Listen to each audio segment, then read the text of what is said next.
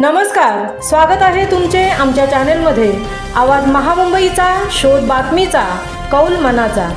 चला तर मग आमचे चॅनल शेअर करा, लाईक करा आणि सबस्क्राइब करा। धन्यवाद। जनशिक्षण संस्थान योजनेच्या माध्यमातून जनसामान्यांचा सन्मान। डॉक्टर मेधा सोमय्या। JSS रायगडचा कौशल्य दीक्षांत सोहळा उत्साहात संपन्न।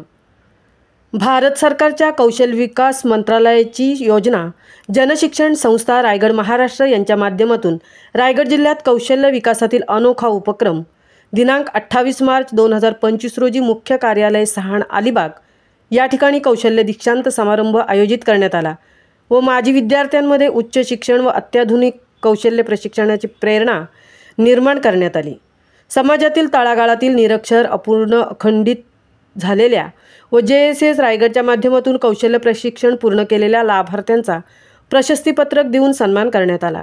दुर्लक्षित प्रशिक्षणार्थ्यांमध्ये उच्च शिक्षणाची प्रेरणा जागृत व्हावी, शिक्षणाचे महत्त्व त्यांना कळावे, तसेच उच्च पदवी प्राप्त वातावरण निर्मितीचे स्वरूप त्यांना कळावे या उद्देशाने सदर समारंभाचे स्वरूप दीक्षांत समारंभासारखे करण्यात आले होते।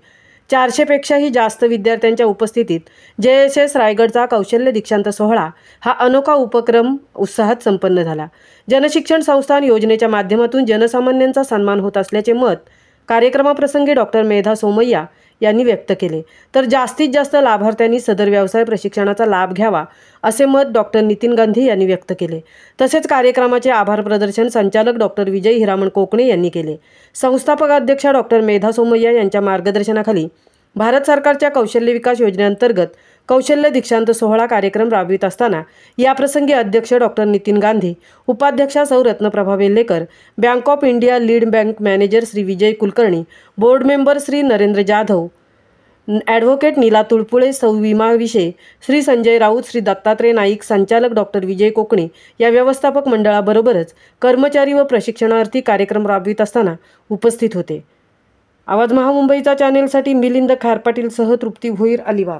ESW म्हणजे conference of status of women असं म्हटलं जातं। आता महिला सबलीकरण किंवा महिला जागृती हे जर का विषय आपल्या समोर आले असतील, कधी आपण या विषयात ऐकलं असेल, ऐकलंय का?